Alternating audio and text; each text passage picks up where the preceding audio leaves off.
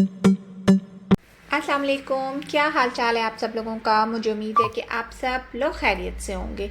तो जी आज मैं आपके साथ शेयर करने वाली हूँ कुछ हैक्स और कुछ DIYs जिनकी मदद से आप अपने घर को बहुत अच्छे तरीके से ऑर्गेनाइज़ कर सकते हैं। तो मेरा फर्स्ट हैक तो ये है कि ये जो पाउचेस में आते हैं चॉकलेट, अगर आप इस पाउच को अंदर की तरफ फोल्ड कर दें तो ये एक ऑर्गेनाइज़र की शेप ले लेता है और आप इसको कहीं भी ऑर्गेनाइज कर सकते हैं, किसी भी कबर्ड में, ड्रॉ में, या फिर आप फ्रिज में, फ्रीज़र में भी चीज़ें इसमें डाल के रख सकते हैं। जैसे कई बार हम बच्चों को कैंडीज़ और चॉकलेट वगैरह सर्व करते हैं, तो अगर आप इस तरीके से सर्व करें तो वो ज़्यादा प्रेजेंटेबल लगते हैं। और अगर ये यूज़ में नहीं आ रहे तो उस वक्त आप इसको फ्लैट करके भी रख सकते हैं, तो ये कोई स्पेस भी नहीं लेते। और चूंकि ये जिप लॉक होते हैं तो आप इसमें कुछ भी फ्रिज या फ्रीज़र में स्टोर करके रख सकते हैं, जैसे कि अदरक लहसुन का पेस्ट, या कई दफ़ा हम ग्रीन चटनी के क्यूब्स बनाते हैं वो आप इसमें डाल के रख सकते हैं। इवन आप आइस क्यूब्स भी इसमें स्टोर करके रख सकते हैं और ये फ्रीज़र में आराम से किसी भी जगह पे आ जाते हैं। और जो है ये बहुत जो है अपनी जो शेप है वो हर तरीके से मेंटेन कर लेते हैं। जिस तरीके से आपने इनको रखना हो आप उस तरीके से इसको फ्रीज़र में रख सकते हैं। नेक्स्ट मैंने ले ली है केचप की एक खाली बॉटल, और आपने क्या करना है कि इस बॉटल का जो ऊपर वाला पार्ट है वो नीचे वाले पार्ट से अलग कर देना है।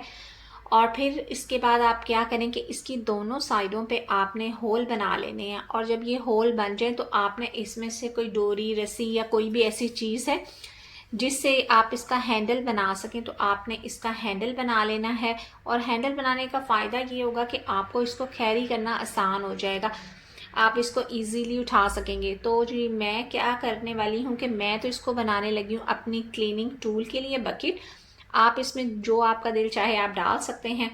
तो जब मैं अपने ये क्लीनिंग टूल इसमें डाल लूँगी तो मेरे पास ये स्पेस जो है वो एक्स्ट्रा हो जाएगी, और अब मैं इस ऑर्गेनाइज़र को यूज़ कर लूँगी अपने जो ये चॉपिंग बोर्ड हैं वो डालने के लिए। तो इस तरीके से ये होगा, जब भी मुझे ये चाहिए होंगे क्लीनिंग टूल तो मैं एक साथ ही इनको उठा सकती हूँ। तो जी नेक्स्ट जो मेरे पास हैक है वो है जी इस बकेट को लेके। ये जो दही वाली बकेट होती है ये आम तौर पे हमारे घरों में होती ही है, और आजकल जो दूसरे शॉपर्स जो हैं वो नहीं होते। तो ये मेरा पूरा जो ऑर्गेनाइज़र है ये ब्रेड के शॉपर्स से जो है ना वो भरा हुआ है। और जो ये ब्रेड का शॉपर होता है ये इस तरह है कि इस पर फिट आता है इस तरीके से, जैसे लगता है कि इसी जो बकेट के लिए इन्होंने बनाया हुआ है। तो अगर आप इस तरह की एक बकेट बना के अपने सिंक एरिया के पास रख लें तो आपका जो सिंक है ना वो कभी भी क्लॉग नहीं होगा, क्योंकि जो भी चीज़ें होती हैं ना वो सारी हमारे ड्रेन में जाके जो है ना उससे फिर ना क्लॉग कर देती हैं। तो अब जैसे ये पत्ती वगैरह है तो अगर आप इसको जो है साथ के साथ, अगर ये आपके इस तरह की आपने बिन रखी हुई है साथ में, तो आप इसमें डाल दें तो जो है ना आपका जो है ना काफ़ी ये मसला हल हो जाएगा। तो अब देखें अगर तो आप ये साथ में डाल देते हैं तो ये काफ़ी इजी होता है। और मैंने बिल्कुल सिंक एरिया के साथ बिन रखी हुई है, लेकिन मैं जब इसमें डालती हूँ ना तो मोस्ट ऑफ द टाइम जो होता है ना आधी पत्ती तो नीचे ही गिर जाती है। तो वो इतना बुरा लगता है ना फिर उस वक्त, और काम भी बढ़ जाता है।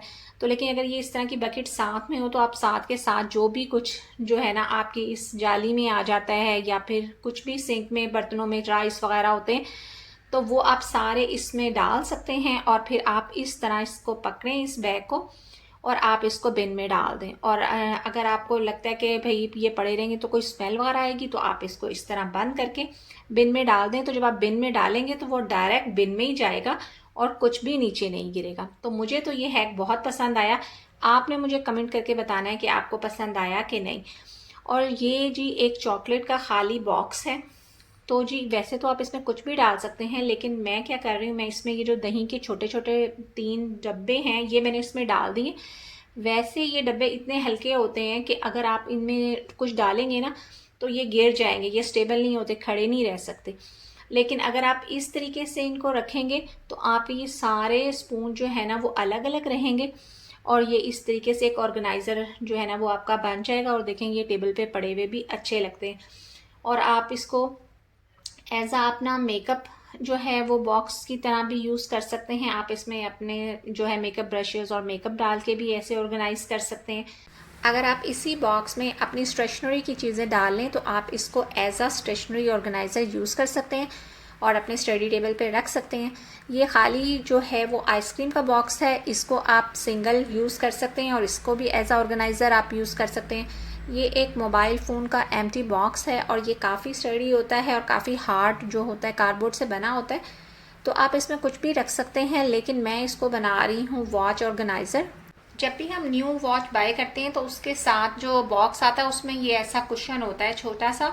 तो मैंने इसमें जो है वो 2 वॉच जो है वो सेट कर दी हैं और जो बाकी स्पेस बची है उसके अंदर मैंने ये पैकिंग मटेरियल ले लिया और वॉच को बंद करके जो जितने साइज़ में जो है ना ये वॉच पूरी आ जाए, मैंने इस पैकिंग मटेरियल को कट कर लिया और उसके अंदर जो है ना बाकी जो वॉच हैं वो मैंने सेट कर दी हैं। तो इससे क्या होगा कि जब आपने कोई वॉच लेनी होगी तो आपको एक ही जगह पे सारी मिल जाएंगी और आपको बारी बारी सारे बॉक्सेस नहीं खोलने पड़ेंगे। और इसके ऊपर मैंने रख दिया है जो ग्लासेस के साथ हमें कपड़ा मिलता है ना, तो वो मैंने इसके ऊपर रख दिया। तो ये एक ऑर्गेनाइज़र तैयार है। लेकिन इसको ज़्यादा नीट करने के लिए मैंने ये घर में एक गिफ्ट पैक रैपर पड़ा था, तो मैंने वो इसको जो है ना इसके ऊपर लगा दिया। उससे ये ज़्यादा जो है ना वो अच्छा लगना शुरू हो गया। तो आप भी कोई भी आपके घर में इस तरह का रैपर वगैरह पड़ा है तो आप उससे लगा के इस पे तो इसको इस तरह का एक वॉच ऑर्गेनाइज़र बना सकते हैं। तो इसमें रखने की वजह से एक तो इन पे डस्ट नहीं पड़ेगी और जो ये कपड़ा है वो इन वॉचेस की कभी शाइन ख़त्म नहीं होने देगा। तो इस तरीके से ये ऑर्गेनाइज़र बन के रेडी है। ये मैंने एक बॉटल बनाई हुई है और इसमें ब्रेड पे और रोटी को बंद करने के लिए जो चीज़ें लगाई होती हैं ना वो सारी मैंने इसमें इकट्ठी करके रखी हुई हैं। और ये जो बॉटल है ये आपने मेरी और भी कई वीडियोस में देखी होगी, लेकिन आज मैं आपके साथ शेयर करने वाली हूँ कि मैं इनके साथ जो है ना क्या करती हूँ, कैसे यूज़ करती हूँ। तो मैंने क्या किया है कि ये जो ब्रेड के ऊपर वायर लगी होती है ना उसको अपनी टोस्टर की वायर को ना जितनी मुझे चाहिए उतनी छोड़ के बाकी को मैंने रोल करके ना इस वायर के साथ बंद कर दिया। उससे क्या होता है कि मुझे काफ़ी इजी हो जाता है फिर जो है टोस्टर को इधर उधर मूव करना। और फिर जो वायर जब लंबी होती है ना तो ये कई दफ़ा ना टेंगल अप हो जाती है।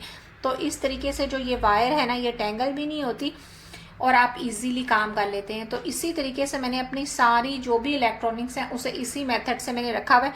जितनी मुझे वायर चाहिए बस मैंने उतनी छोड़ के बाकी को इस तरीके से बांध दिए। और फिर बाकी जो इसके अंदर जो चीज़ें हैं उनको भी मैं इसी तरीके से यूज़ कर लेती हूँ। जैसे ये रबर बैंड्स हैं, ये हमारी काफ़ी चीज़ों में को बंद करने के लिए काम आ जाती हैं। ये जो ब्रेड के ऊपर फ्लैट सी चीज़ लगी होती है ना, अगर आप ये सारी रबर बैंड्स इसमें डाल दें तो ये एक साथ सारी इकट्ठी हो जाएंगी और अगर आपको जब चाहिए होंगी तो आप इजीली इसमें से एक ले सकते हैं। और इस तरीके से अगर आप इसके ऊपर ये बाइंडर क्लिप लगा दें तो आपने अगर कहीं हैंग करनी है तो आप हैंग कर सकते हैं। और इस तरीके से जो है ना ये जो जार है वो भी ज़्यादा ऑर्गेनाइज हो जाएगा। और जो ये तीनों चीज़ें जो है ना ये ब्रेड के ऊपर लगी होती हैं, लेकिन कई दफ़ा हम अभी अपनी ब्रेड खोलते हैं और ये कहीं गुम हो जाती हैं और हमें मिलती नहीं है।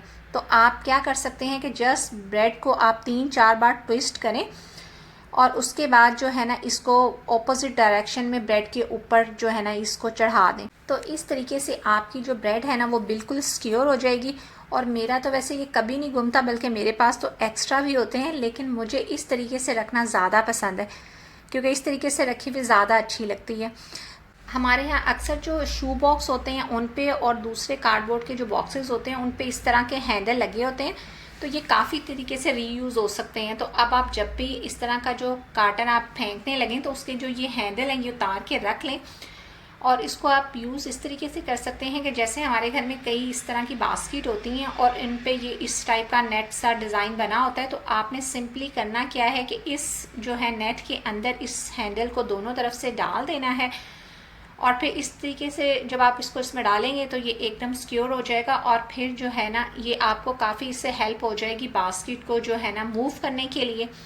और आप इसको और डिफरेंट चीज़ों पे भी आप इसको लगा सकते हैं। इवन आप किसी कार्डबोर्ड पे खुद अगर आप ये हैंडल को स्टिक करना चाहें तो आप कर सकते हैं। इवन आप ग्लू गन से भी इसको किसी भी चीज़ पे स्टिक कर सकते हैं। और फिर आप इस तरीके से जब आप इसको मूव करेंगे तो आपको मूव करना काफ़ी ईजी हो जाएगा। इस पार्ट को भी आप यूज़ कर सकते हैं अपने जो क्लॉथ को ऑर्गेनाइज़ करने के लिए। इसके लिए आपने करना ही क्या है कि बस आप 2 हैंगर्स ले लें और इसके दोनों जो एजेस हैं उसको जो है दोनों हैंगर्स में डाल दें। तो उससे क्या होगा कि जो आपकी कबर्ड की कैपेसिटी है वो डबल हो जाएगी। तो बस आपने मुझे अब कमेंट करके बताना है कि आपको इनमें से कौन सा हैक सबसे ज़्यादा पसंद आया और आप कौन सा हैक ट्राई करने वाले हैं। बस इसके साथ ही लेती हूँ आपसे इजाज़त, मिलूँगी नेक्स्ट व्लॉग में। तब तक के लिए अल्लाह हाफिज़।